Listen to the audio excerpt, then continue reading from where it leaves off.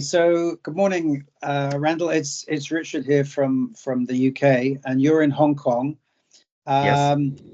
I just wanted to explain to the viewers that you and I have known each other for a long time, probably about 20 years from our Shangri-La days, and we've both gone off on different trajectories as far as careers concerned. I started in clubs and then went into hotels, and then you were in hotels, and then you were in corporate, and then you moved into clubs. So we do have some similarities with our careers, and we crossed paths many times, especially coming from an F&B background. So why don't you just give a little background as to how you've moved up in your career and where you are today? Great. Yeah, thanks, Richard, for allowing me to join you on this call. So yeah, we've known each other for about 20 years, right? And Yep. I was in Shangri-La. The last assignment I had with them was in the corporate office as the corporate director of food and beverage, in charge of all their new hotels and renovations. During that time, I was heavily involved in environmental friendly practices and also with hygiene practices, because that's very close to Shangri-La's heart. So a lot of the stuff that we did for environmental practices would have been around the design of the hotel's F&B areas, and as far as the hygiene was concerned, was the flow of goods coming into the hotel, and then how they would get processed and used, and then how the waste would go out. So really, for the entire planning of new hotels, a lot of the environmental practices and the hygiene practices were heavily considered. So that was a lot of work that I did. At that time, Shangri-La had about 80 hotel projects that they were working on. So that's 80 hotel footprints with the kitchens, loading bay, restaurants, everything like that. I left Shang, and then I moved on to New World, and the hotel that I worked with in New World was undergoing a full hotel renovation, so that's about 600 keys. And again, we were heavily involved in the environmental impact of the rooms. So a lot of the materials that we were using were local based or environmentally friendly, or not, we tried to use as much organic material as we could. And that was for the property that was down in Makati in the Philippines. After that, I went to work for Wharf Hotels, and Wharf Hotels have Marco Polo and Nicolo hotels. Now, this was a big part of my career there, was to initiate a lot of CSR and specifically environmentally friendly practices. So one of the first things that we did was to ditch single-use plastics in all of the hotels. And this was rolled out by networking with all of the hotel operation teams and discussing with them what were their challenges, or what did they find. So for example, down in the Philippines, we found a lot of bamboo based products, and up in China we found a lot of paper use products, and we were able to synergize across all of the hotels so that we could share supplier details and share network information. And I found that was really beneficial from a group director point of view, just to get everybody really on board. I think one of the hesitations in the operating hotels is that, especially when the hotel's not owned and it's managed, that owners have a hesitation to buy in to environmentally friendly products because they perceive them to be more expensive. And in some cases, those are true. And what I found is that you offset the cost of those more expensive environmentally friendly products with workplace practices. Now, what that means is, for example, it used to be commonplace when you were doing a cocktail party that you would go around with a tray of drinks with the straw already in the glass, so you just pick it up and you go.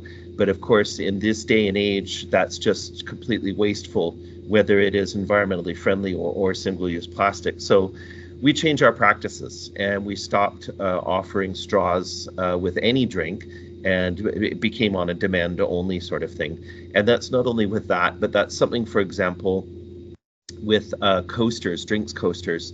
Even if those were made with environmentally friendly products, we would switch them out to recyclable products. So this sort of coaster, multi-use coaster that you could put into the dishwasher and put it back into use after it had been properly hygiene treated.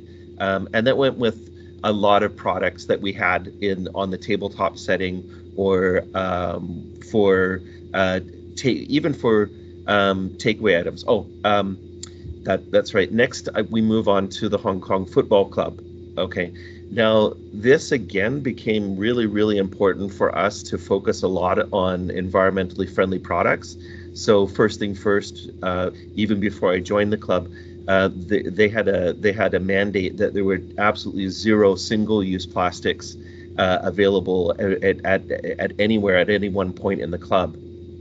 Then the other thing that we switched over to was for all of our takeaway containers and disposable cutlery, everything was switched to vegware, because the club does a tremendous amount of takeaway. So that was very important. Also, all of the plastic shopping bags that we have were either biodegradable or the plastic grade that breaks down in water after a certain amount of time. So was there anything, just interrupt you quickly, did you do anything with regard to food waste? I mean, like, I know at Icon we had an arrangement with a group called Food Angels. So we would give away leftover food from events or weddings or buffet, and it was carefully handled by them, and then it would be distributed to people in need. I don't know how you treated any of your food leftovers. Yeah, we also use Food Angel. Okay, good. Yeah. So yeah. there's a lot of things that we've done for environmental friendly practices regarding food waste. And the first and foremost is to try to get multi-usage out of a food item. So when you're breaking down a meat, for example, the bone can be used for stock or for soup. The fats can be also used for other sauces, and the meat can be cut to be used for multiple different dishes, not just for one single preparation. Yeah. And that was because I was lucky to work with an executive chef that also came from Shangri-La background. He really had a lot of best practices that he's brought with him from his experience. One of the important best practices to take away is to make sure that when you're buying in butchery items, that you buy them in as whole carcasses, and then you break it down by your butchers themselves. Yeah. This is not only it's more economical, but it also allows you to control the portioning and also the trimming. Okay. I know, that's really interesting. I know that in your career, wherever you go, a bit like in my background, is that you often would go in and assess an outlet or a facility and see how well it's working. And I think you used to have a bit of a reputation for having a knack for getting the most out of places, as you used to renovate them and turn them around and make them more profitable. And in doing so, it gave you an opportunity. And I think maybe from our Shangri-La background schooling, if you like, our owners were very shrewd when it came to spending money. So we were always very conscious of, that side of it. And I just wondered, when you were doing these renovations, did looking at things from a kind of eco-friendly or sustainable angle, was that important? For instance, we know that linen and uniforms and things like that cost a lot of money. I remember Icon, one of the outlets, we decided to just do away with tablecloths completely and use alternatives, and then we experimented with sustainable uniforms. I just wonder whether because also at the football club you had a lot of team wear and things like that, football shirts and clothing and merchandising. I just wondered whether you ever dabbled in anything like that, because linen, whether it's washing or inventory, just having so much stock sitting around can be very expensive. Any thoughts on that? Yeah. So first thing first, to address what I what I did when I was doing renovation projects. One project that comes to mind was when Shangri-La opened their resort property in Boracay. Now, logistically, that is quite a challenge. So that has a direct impact to the operating costs on a daily basis. So the rule of thumb there was to buy local and use local. Okay. Now, number one, you're showing pride of place for the culture and the people that where the property is located. But number two, then you're cutting out the carbon footprint and the logistics, time and money that it takes to get the products from A to B. So, prime example would be even something like gray or drinkable water. We insisted that we tapped into the utility system from the Aklan region. So that's just one small example. But of course, to your point about placemats and linens and things like that, if there's alternate materials that you could use that are again locally sourced, like for example, woven rattan mats or some sort of leaf product or leather product or even bark or wood, it fit perfectly with the concept as well. So that's also what Shangri-La was really big on as well, was to make sure that the location is glorified in the resort setting. Now, onto uniforms. Yes, one thing that I experienced at the Hong Kong Football Club is that there's a tremendous amount of need for uniforms because we supply them for a lot of the sporting sections. So every season there's a turnover of members, and mostly the athletes that are stepping off their teams, they keep their merchandise, but then we have to buy new merchandise and we have to buy them in bulk in a range of sizes. So there can be some leftover. What we found is that the best thing to do is to donate them onto a third party that is in need. One example would be charities that we've set up in Cambodia or Vietnam and Laos. So we would end up paying for the shipping of those to go over to orphanages or children's teams, and they would get the benefit of them. Okay, cool. So typically, what would be the process? I mean, as the GM there, would you delegate the uniform selection, say, for an outlet or for the housekeeping department to those division heads and let them source and do all the design? Or is that something that you would handle? And did you have to get the committee involved in approving it? Was it quite a difficult process, a long, drawn-out, fussy, difficult process, or was it very straightforward?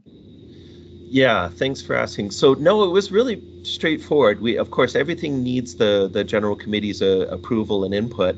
But the way that the club is set up is that if there is a themed or styled uniform, then of course it goes through the design and approval phase for that, and then we go and purchase from suppliers that we're familiar with because they've already got business with us. So the pricing tends to be quite good. One thing though that I implemented is for a lot of the how do I say, a lot of the services departments, like for example the stadium team or the changing room team or the grounds department, housekeeping, engineering, banquet service, security, and even some of the receiving, we actually came up with one design of uniform, and then we just changed the colors to respond to different departments. And I kind of got this idea from how they define employees that are working on an aircraft carrier. So every job duty has a particular color. So for example, our housekeeping, their colors are purple and pink. So if you look at somebody wearing a purple and pink uniform, that's our housekeeping department. And you have rank and file with pink as the main body and purple as the trim, and then you have the supervisors, which are reversed, and then it's the purple is the main body and pink is the trim. And we've done that with engineering the same way. It's blue and white. With banqueting, it's gray and white. with security. It's black and white. So again, we're able to maximize on getting the benefit from buying in bulk. If you were, let's say, you were approached by somebody, or you saw at say a trade show or something, a product that was made from a sustainable fabric, whether it's recycled bamboo or not recycled, but made from bamboo or recycled plastic or recycled uniforms. I mean, they have this concept now where you can collect back old uniforms and then rework the fabric, and if there was a company that say was in the business of doing a design complimentary or for a very small fee, because I remember with hotels you would often pay quite a lot of money to a designer to come up with a concept, and if that was all part and parcel of the cost, and you were able to use eco-friendly material, would that be something interesting? I mean, how difficult would it be for you to go down that road? Do you think there would be any resistance from the staff, for instance, wearing something that is from a recycled material, or you think that they would embrace that? I mean, what do you think were some of the challenges? Okay, so first thing first is in my experience, I can pick up a lot of really great new products and ideas by going to trade shows like the food and wine exhibition that happens in Hong Kong every year, and quite often I've picked up environmental friendly takeaway containers and cutlery and plastic plates and cutlery for children that are coming from recycled plastic, and the mellowware that's used at any poolside area, that's coming from recycled materials. And but for uniforms, I think that this is a really important initiative, because second to food waste, the garment industry unfortunately produces just such a tremendous amount of landfill waste that doesn't biodegrade as quickly and easily as food. So it's something that I wish would evolve and grow much faster, not just in hospitality uniforms, but in everyday personal garment choices. If I found a clothing company that used only recycled materials, I'd be full into it. Yeah. I think there has to be individual buy-in. So I know that any company that would develop uniforms made from recycled materials, I know that they would have all of their information available, so that of course, before you're going to commit to buy, you of course get the staff's buy-in as well for it. Yeah, because I think that these days, you'd probably want to know where this stuff is made, where the factory is, what their practices are.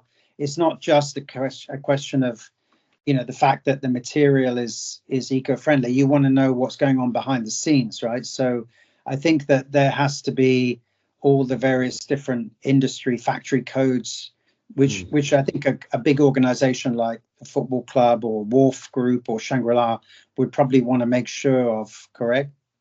Oh, definitely. I mean, with any of the suppliers that I've worked with in the past, with any of the companies that I work for, there's got to be accountability, traceability. Not only from a just doing best practices to make sure that you're not in doing business with somebody that doesn't have a good reputation. That's very important. Right. When you were at the football club, was the merchandising shop all under you? I mean, were you? I mean, it sounds like when you were just describing all those departments, it sounds like it has a lot more departments than say a typical 5-star hotel. Would that be true? Yeah, well, it's because of all of the extensive sporting facilities and stadiums and bowling pitches and squash courts. So there's just a tremendous amount of facilities here. Much more than a 5-star hotel, which is exciting. But of course, there's a lot of ground to cover. for the merchandising shop, yes, that does fall under the club's management as well. And we use a lot of suppliers that are also providing apparel and materials for the sporting sections. So Right. that just makes sense, because if they're already supplying to the athletes, then if somebody needs to buy similar, then they can get the same brand in the club's retail shop. Great. So looking forward now, I mean, from your own career perspective, I mean, you're at a bit of a crossroads now. Would you like to go back into hotels? And when you're thinking about a brand to work with, is it important that that brand, say, if it was somebody like Como Group, or a brand that is like Six Senses, that are very focused on, sustainability and eco-friendly practices, is that going to be something that's high up on your agenda? Or, I mean, what are you looking at in terms of the next, 5 to 10 years of your career now, Randal?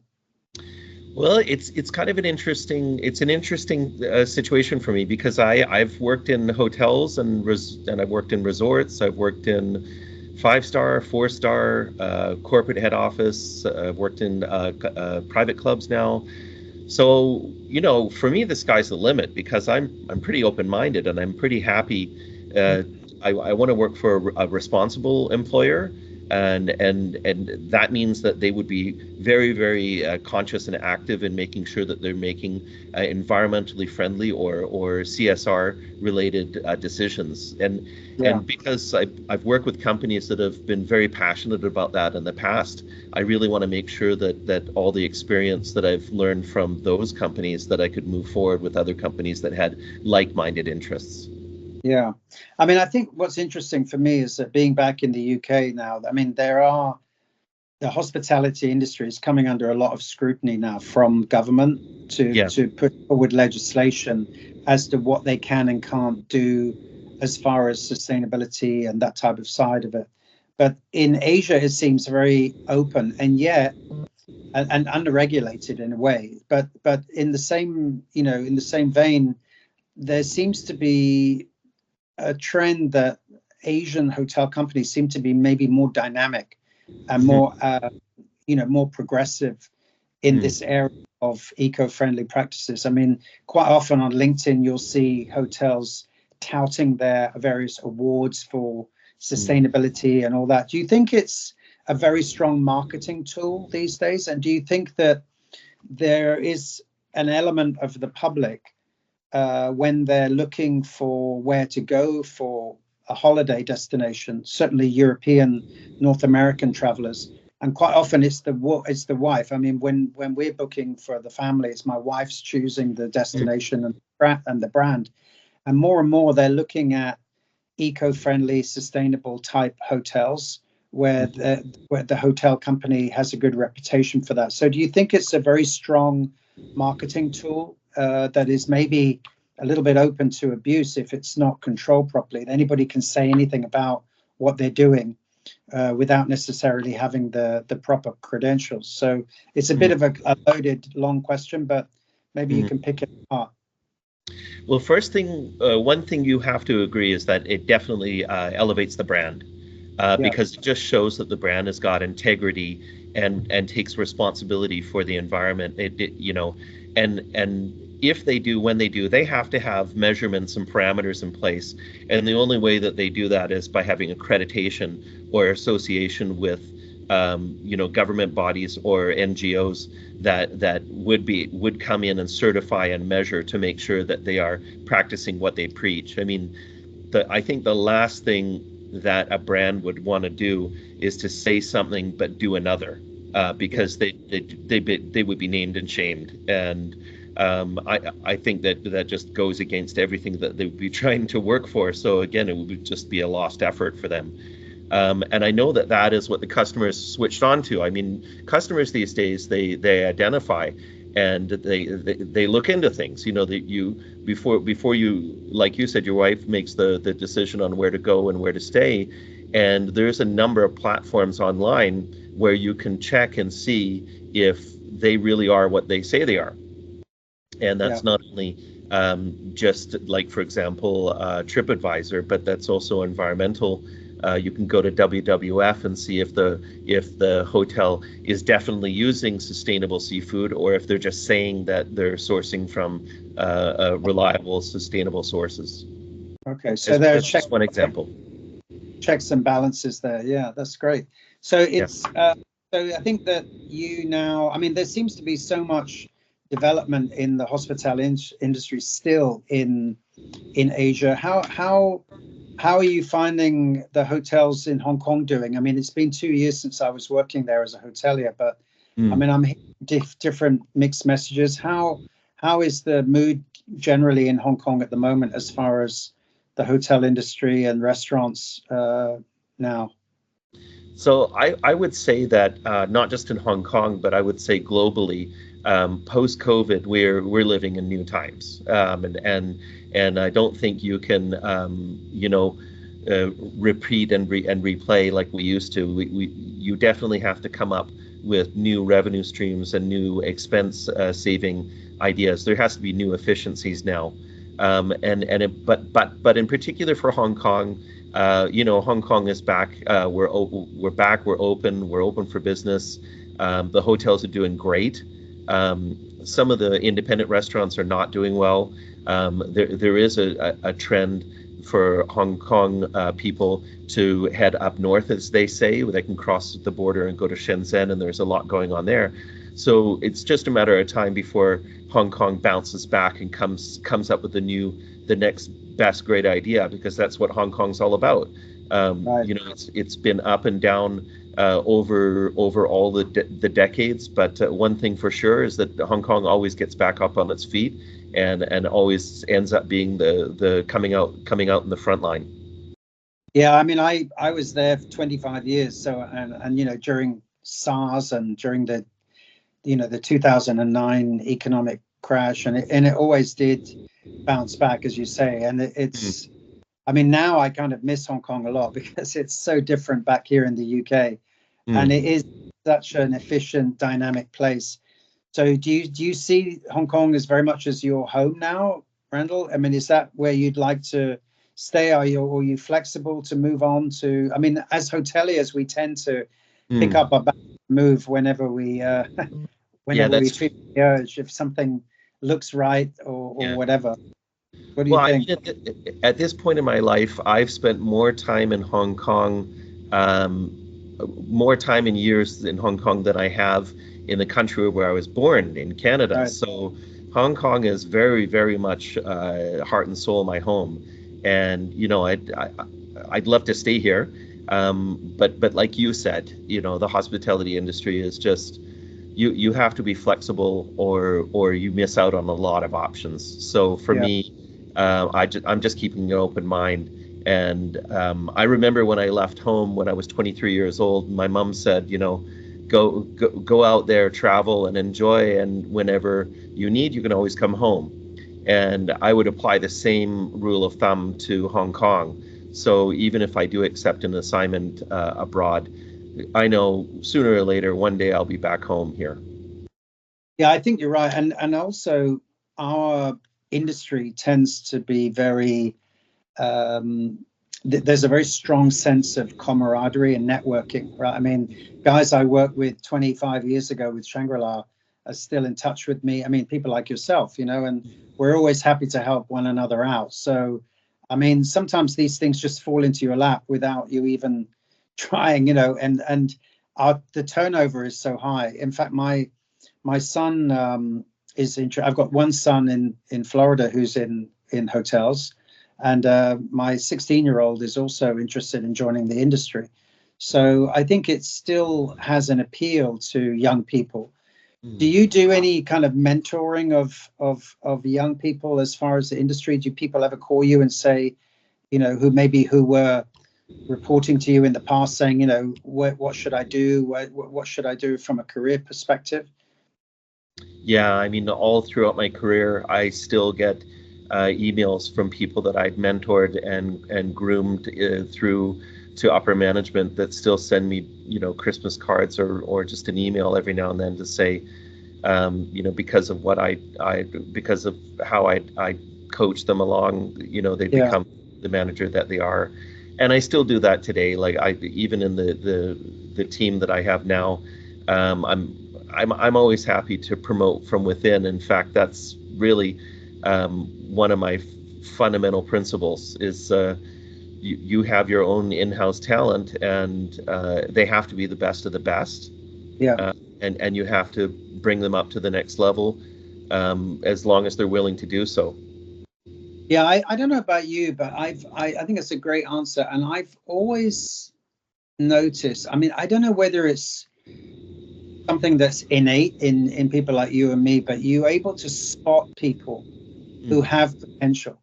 It's like, and then 5 or 6 years later, you suddenly hear that they're a GM and they've got a big property. I mean, a friend who I mentioned to you earlier about Vincent Juria, who was an F&B director. I just knew this guy had the caliber and what it takes.